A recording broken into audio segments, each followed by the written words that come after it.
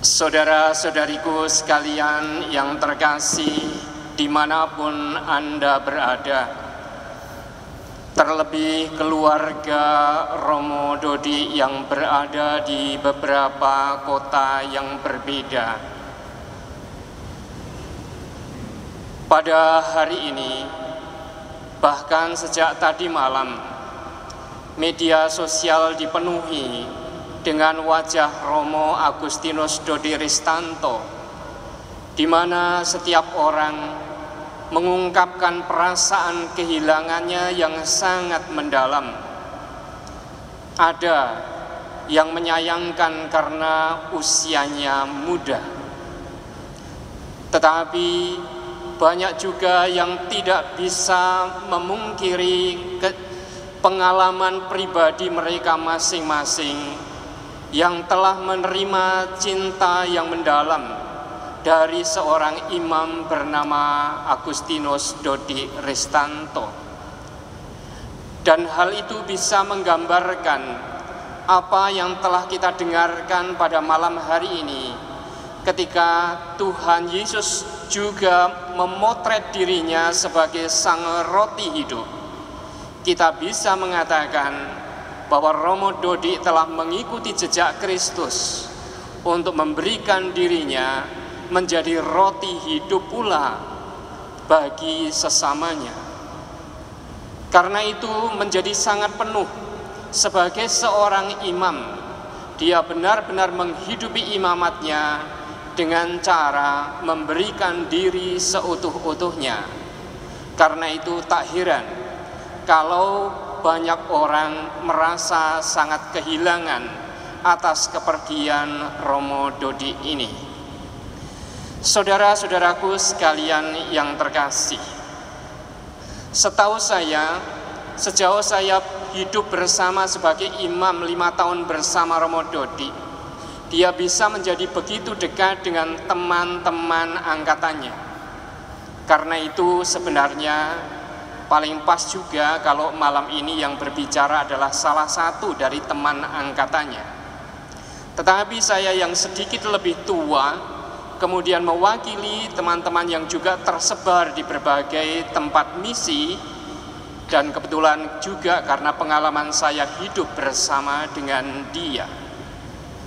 Menggambarkan dia dari pengalaman saya pribadi, saya mengikuti jejak Dodi atau Romo Dodi yang sering membuat singkatan atau menyingkat sesuatu atau hal yang singkat diperpanjang dengan terjemahan yang dia tafsirkan. Minta maaf, saya pun juga mengikuti jejak Romo Dodi untuk menyebut nama dia Dodi Ristanto, dan saya akan memenggal masing-masing berdasarkan suku kata Dodi Ristanto itu. Pertama-tama saya menggambarkan seorang Dodi sebagai seorang do. Saya baca dengan bahasa Inggris. Do, bukan do, bukan do, tapi do. Sebagai orang yang sungguh-sungguh melakukan.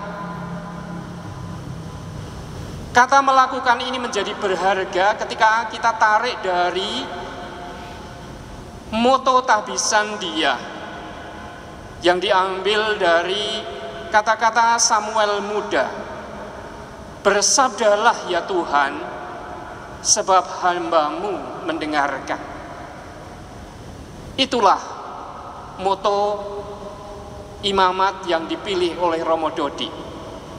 Dan sepanjang saya mengenal dia, dia sungguh-sungguh mengekspresikan motonya ini dengan bertolak dari pendengaran yang tajam akan pengalaman-pengalaman pribadinya, terlebih pengalaman-pengalaman imannya. Saudara-saudariku sekalian yang terkasih, dari pengalaman mendengarkan ini, kemudian kita bisa melihat Romo Dodi yang begitu sabar untuk tidak buru-buru menjudge orang, menghakimi orang. Dalam pergaulan dia sangat terkenal sebagai orang yang tenang dan sabar untuk mendengarkan orang lain. Tetapi saya kira hal ini adalah hal kedua setelah dia juga begitu atentif, mau mendengarkan Tuhan di dalam hidupnya. Dan dari sanalah kemudian Romo Dodi berubah menjadi pribadi yang siap siaga. Dalam peralihan-peralihan masa tugasnya, sering saya perhatikan bahwa kadang aslinya dia juga tidak terlalu cocok dengan tugas yang mau diembannya. Tetapi seperti apapun, dia tetap mengatakan ya dan berjuang sekeras tenaga untuk mewujudkan perutusan itu. Bahkan juga kalau kita perhatikan ketika dia mengelola keuangan provinsi dan kemudian harus studi manajemen keuangan, wajahnya juga nggak ceria-ceria amat seperti mahasiswa yang mau masuk kuliah itu. Tetapi dia jalani dengan tekun apa yang ditugaskan kepadanya untuk memperdalam ilmu manajemen keuangan yang tidak diajarkan di STFT. Inilah cara Romo Dodi merespon apa yang dikatakan Tuhan di dalam penugasan nyata di dunia. Dia juga, kalau kita perhatikan, dari kesanggupannya itu seperti orang yang menjelma menjadi pribadi yang kalau dengan kata-kata dulu kita pernah pakai, kesetiaan kreatif. Inilah saya kira salah satu yang sangat menonjol menjadi karakter Romo Dodi. Di samping kesetiaannya untuk mengatakan ya, ia tidak menjadi pribadi yang beku hanya untuk melakukan tugas yang ditunjukkan oleh atasan atau oleh guideline provinsinya saja. Tapi ia menjadi pribadi yang super kreatif. Bahkan bukan hanya dalam persoalan menata keuangan.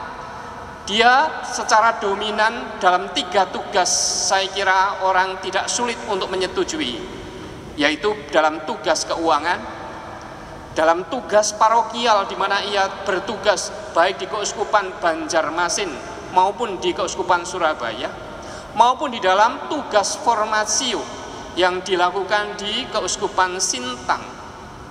3-tiganya ini sungguh dia jalani dengan kreativitas yang luar biasa. Kadang saya sampai heran melihat pikirannya itu seperti jalan terus. Kadang itu belum mandi, duduk, tapi sudah keluar gagasan-gagasan yang kadang mau diwujudkan.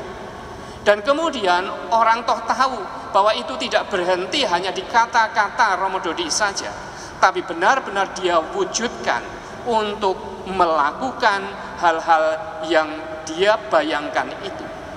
Dan itulah yang saya katakan sebagai kombinasi kesetiaan dan kreativitas yang dihidupi oleh Romo Dodi. Melakukan.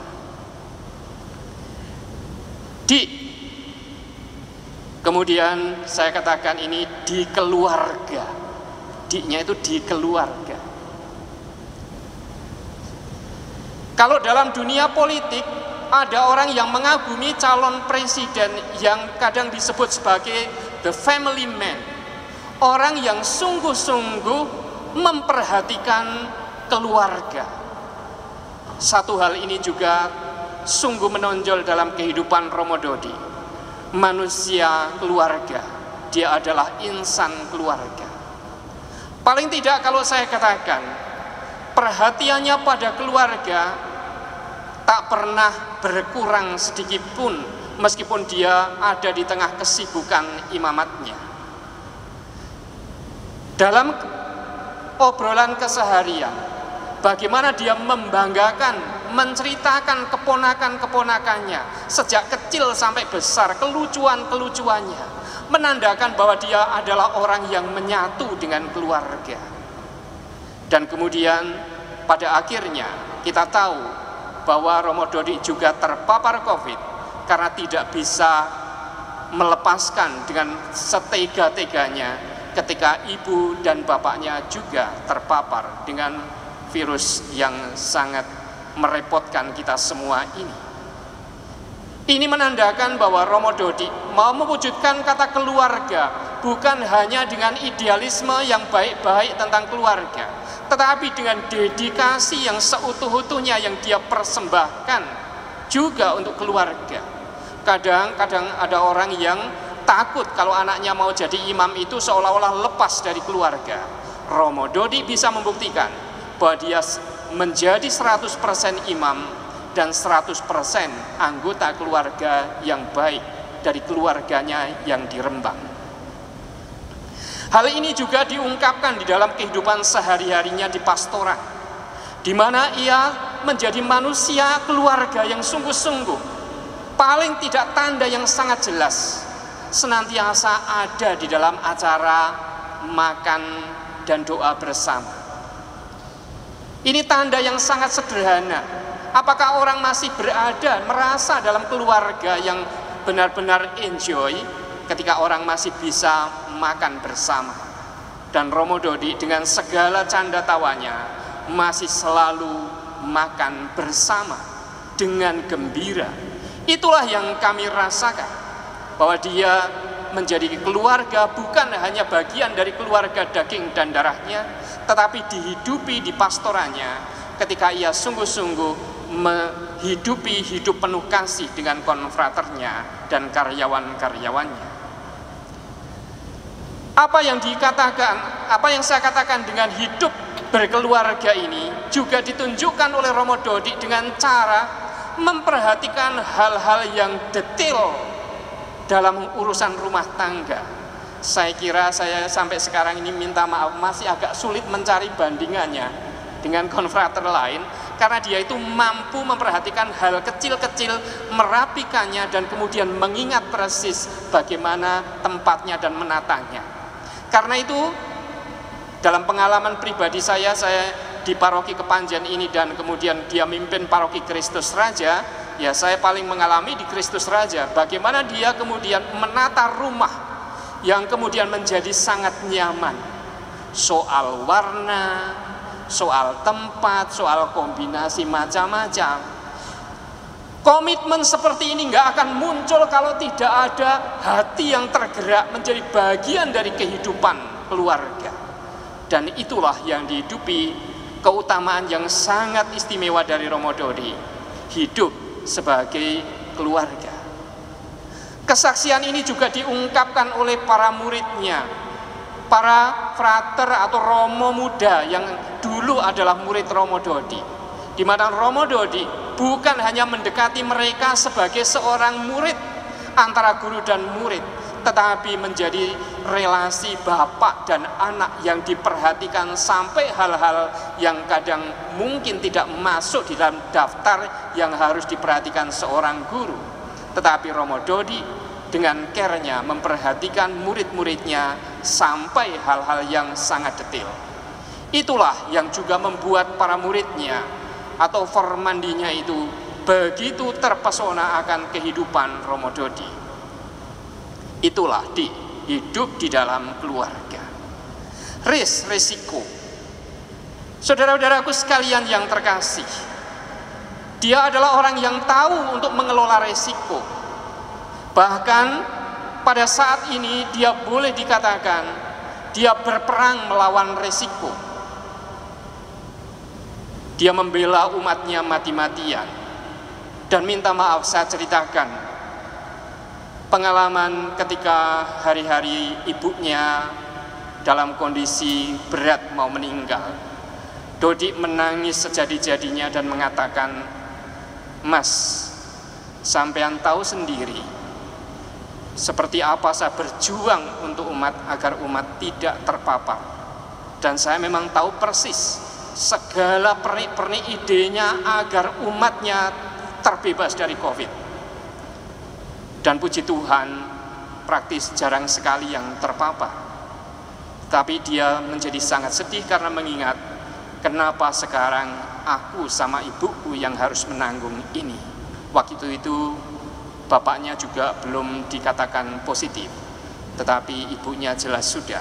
Sehingga dia merasa beban ini begitu numpuk, bukan karena dia tidak mau menanggungnya, tetapi karena dia sudah berjuang untuk sesama, dan giliran dia harus menghadapi itu dengan perih.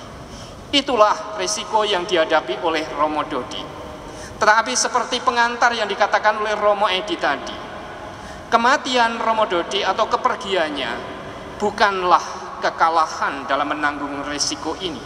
Saya pun juga melihat bahwa hal ini bukan kekalahan seorang anak manusia yang telah berjuang, tetapi inilah puncak dedikasinya yang seutuh-utuhnya diberikan kepada Tuhan. Dia berikan sampai meneteskan darahnya atau sampai seutuh-utuhnya dengan nyawanya. Dan untuk itulah kita merasa pantas kalau kita pun juga mengatakan dia alter Christi, Kristus yang lain yang menjadikan dirinya makanan bagi sesamanya. Tan Ristanto, tan saya katakan tanpa pamrih. Ada banyak kesaksian orang yang ditolong oleh Romo Dodi dan tidak menunjukkan tanda-tanda apapun bahwa Romo Dodi mengingini sesuatu. Dan sungguh kerja keras Romo Dodi banyak ditumpukan atau banyak dipakai atau dia maksimalkan untuk apa? Dia ingin melihat orang lain berkembang. Minta maaf kalau saya katakan bahwa Romo Dodi juga bukan orang royal, bukan orang yang nyah-nyoh, pengen sekian juta nih tak kasih. Tidak, saya melihat bahwa kalau dia mengatakan tidak juga tidak. Tetapi dia punya gambaran, setiap kali dia menolong orang, satu kata ini mesti terjadi di dalam orang yang ditolong, yaitu dia harus berkembang. Karena itu tak heran kalau dia benar-benar juga bisa enjoy hidup di dalam formatio, menjadi formator, menjadi guru, menjadi pendamping bagi banyak murid. Karena dia sungguh-sungguh punya impian bahwa setiap orang yang ada di sekitarnya berkembang. Itulah yang menjadikan dia juga sangat istimewa, menolong orang lain dengan edukasi. Saudara-saudaraku sekalian yang terkasih, kita bersyukur bahwa kemudian kita punya figur yang seperti itu untuk menjadi orang yang memiliki impian bukan hanya bagi dirinya sendiri, tetapi bagi orang di sekitarnya. Dan itulah tanda cinta yang sesungguh-sungguhnya ketika ia masih memikirkan perkembangan orang yang dicintainya. Yang terakhir, saya mengatakan toleransi. Salah satu yang sangat menonjol dalam kehidupan Romo Dodi adalah bagaimana dia mengemban aneka aktivitas agar orang bisa berjumpa. Mendengar kata toleransi, kita sering membayangkan bahwa itu dalam relasi antar agama. Ya, dia juga melakukan itu dengan sekeras tenaga. Saya kira banyak yang berada di sini sebagai kerawang, sebagai Komisi H, sebagai seksi PSE, Anda tahu persis bagaimana dia tanpa ragu-ragu mengundang orang dari berbagai latar belakang, bahkan juga dari agama yang berbeda. Menunjukkan bahwa kata toleransi bukan hanya gambaran ideal yang kemudian ditulis di buku, tetapi menjadi upaya yang sangat kuat.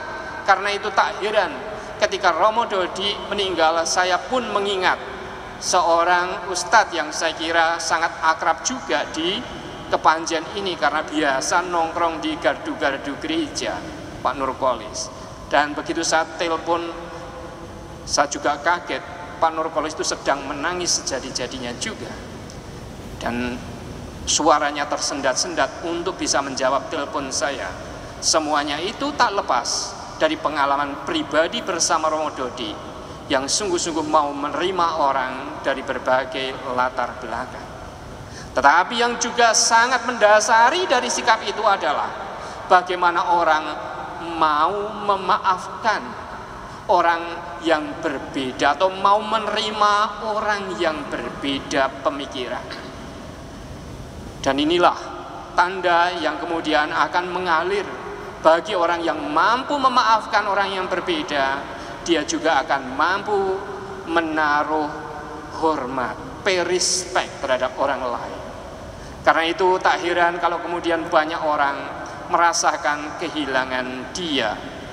Saudara-saudaraku sekalian yang terkasih, menyaksikan semua atau bersama Anda sekalian bergaul dengan Romo Dodi, pantaslah malam hari ini kita bersyukur atas dia yang telah dihadirkan ke tengah-tengah kita sebagai anugerah untuk kita, dan juga sekaligus panggilan agar kita pun juga mampu memberikan diri menjadi alter Kristus, menjadi Kristus yang lain yang kemudian mampu memberikan sebagai makanan bagi sesama. Tentu saja itu terjadi kalau kita juga setia mengabdi kepentingan sesama. Romo Dodi belakangan menjadi sangat terkenal, bahkan ke dalam ulang tahun paroki hampir semua orang mencoba berpantun, karena inilah yang kemudian juga menjadi warna yang sangat khas dalam hidup Dodi. Romo Dodi saya juga berpantun pada saat ini, satu pantun saja. Berjalan sambil memetik daun-daun, tak lupa menebar bunga-bunganya. Kau ajak kami untuk hidup berpantun, untuk bisa menikmati persaudaraan yang gembira. Terima kasih Romo Dodi, hidup bersamamu adalah anugerah. Menyaksikan bagaimana Romo Dodi telah mencintai Tuhan dan umatnya dengan sekuat tenaga. Kemarin pagi, pada jam 9 saya masih di depan laptop, saya menulis sebuah puisi yang mau saya jadikan lagu untuk Dodi dan orang-orang yang terpapar berat karena COVID. Tidak saya bacakan di sini puisinya, tetapi dalam puisi itu saya cuma mau mengatakan, kamu tetaplah kuat. Saat itu atau kemarin bahkan sampai saat ini, puisi itu atau laptop saya itu belum saya tutup, tetapi Romo Dodi sudah menutup lembarannya di dunia. Dan dia berangkat menghadap Bapa yang sangat mencintainya dan sangat dia cintai pula. Tuhan telah memberimu kepada dunia, kepada kita sekalian. Tuhan telah memberikan Romo Dodi untuk kita semua. Kita semua juga merasa berat hati, tetapi kita percaya bahwa Dia yang mencintai dan mengutus dia ke tengah dunia, Dia pula yang mengambilnya untuk masuk di dalam kemuliaannya. Romo Dodi, masuklah dalam gerbang surga mulia. Para kudus menyambutmu. Saudara-saudariku sekalian yang terkasih, marilah kita bersyukur atas dia dan memohon rahmat Tuhan bagi setiap orang yang perlu kita doakan, terlebih keluarga, dan terlebih lagi ayahnya yang saat ini masih di dalam perawatan. Amin.